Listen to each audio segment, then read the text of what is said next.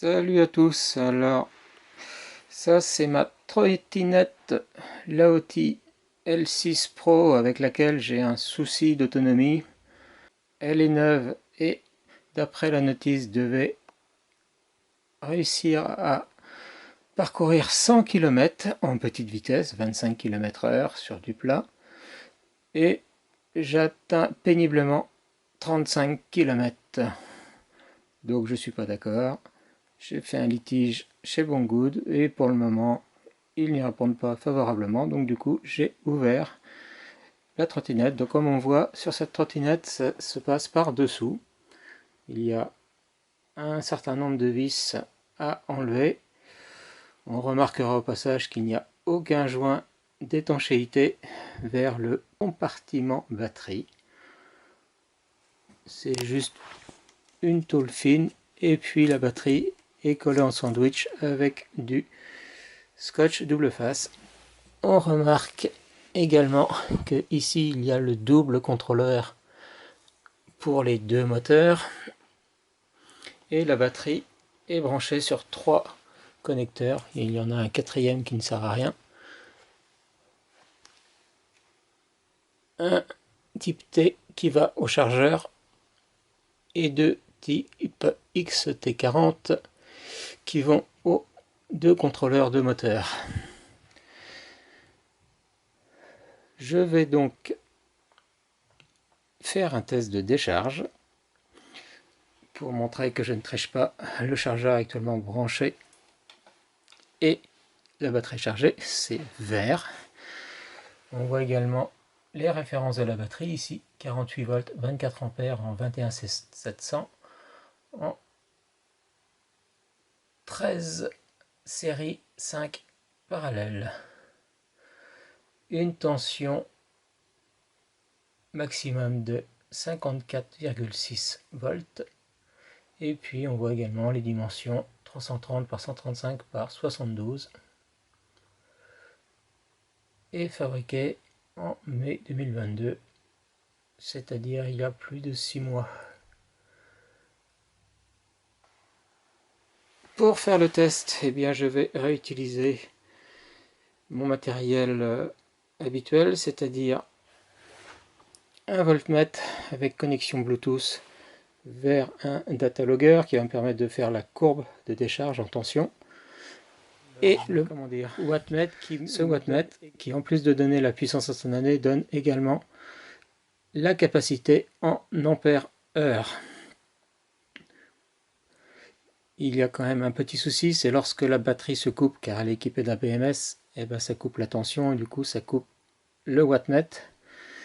Je vais donc lui rajouter une source de tension pour l'alimenter, pour éviter qu'il perde ses informations.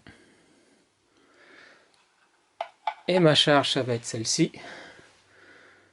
C'est 4 ampoules ici, plus une derrière. Chaque ampoule fait 12 volts, 50 watts.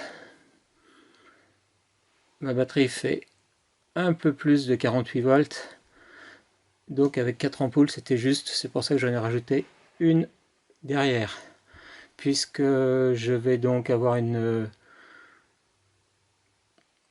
intensité qui va parcourir les ampoules de l'ordre de 4 ampères. Ma batterie fait 24 ampères heure, ça veut dire que je devrais allumer les ampoules pendant 6 heures. On va voir si c'est le cas. Et puis on aura de toute façon la vraie capacité en ampères heure sur le wattmètre. Alors je commence par débrancher le chargeur et la batterie. Hop.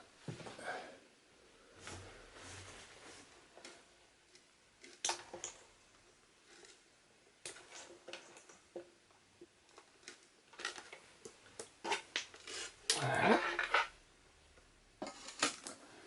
Je prends une des prises.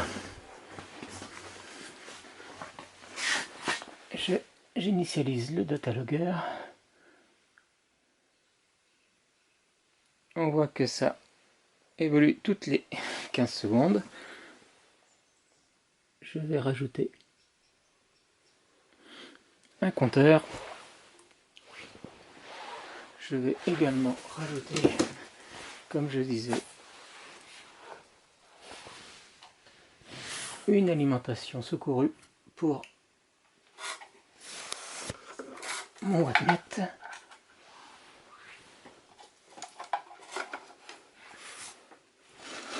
Et puis, j'ai plus qu'à brancher une des prises.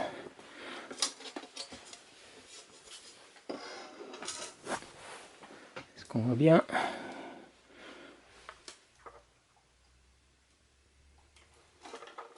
Voilà.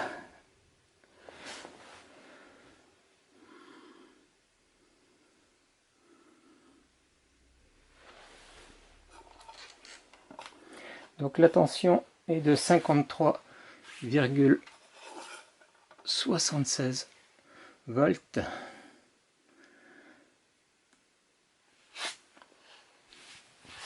Et sur le compteur, on voit qu'on a actuellement 53, à peu près pareil, 23 volts. On a 230 watts de consommation instantanée et un courant de 4,33 ampères. Et ici, on a l'affichage qui se commute entre différentes valeurs, des watts-heures, des ampères pic, des tensions minimum, des watts pic, le temps et les ampères-heures. Eh bien, je vais pas filmer tout ça, je reviens plus tard. Allez, à toutes. Voilà maintenant 20 minutes que le test est en route. On voit que la tension est stationnaire. Elle est à 51,59 volts.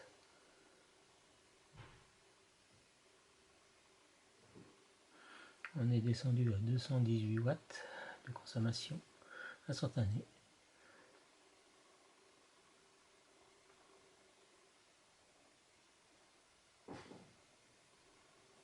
Et 1,47 ampères-heure. À suivre. Voilà maintenant 1h20 que le test est en route.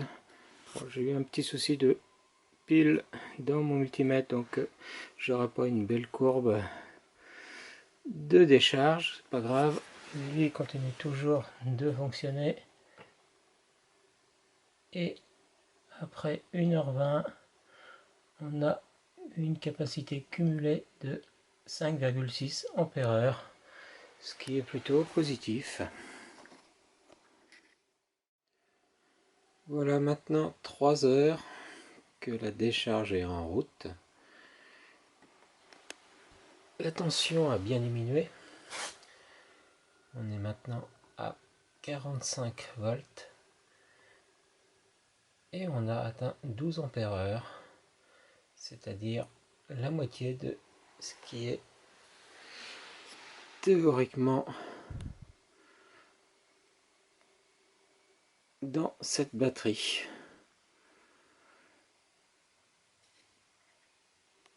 La tension de coupure étant théoriquement à 40 volts, il y a peu de chances qu'on atteigne les 24 ampères-heure, mais je donnerai à peu près un pronostic à 18 ampères-heure. On verra bien. Nous voilà maintenant à 4 heures de décharge. La tension a encore bien diminué. Nous sommes maintenant à 43,18 volts. Alors autant dire que dans la vraie vie, la trottinette n'a plus rien dans le ventre à cette tension. Et la capacité enregistrée et de 16 ampères heure. On va bien arriver, comme je le pensais, à une batterie de 18 ampères heure et pas 24 ampères heure comme c'était indiqué. La suite prochainement. Et voilà la courbe de décharge. On voit que ça baisse de plus en plus rapidement.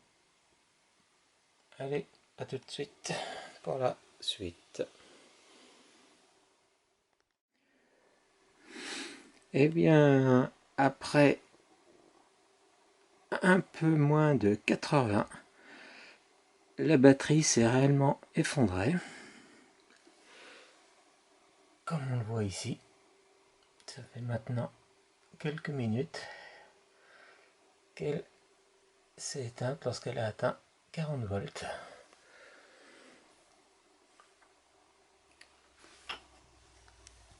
Et la capacité de 17,11 ampères heure. C'est quand même très loin des 24 ampères heure. Et c'est même moins que ce que je pensais obtenir. Il ne me reste plus qu'à faire le montage de cette vidéo pour avoir une preuve de plus à montrer à mon vendeur chinois que sa batterie de 24 ampères heure en a quand même sacrément moins dans le ventre que ce qui était prévu. Allez, sur ce, ciao.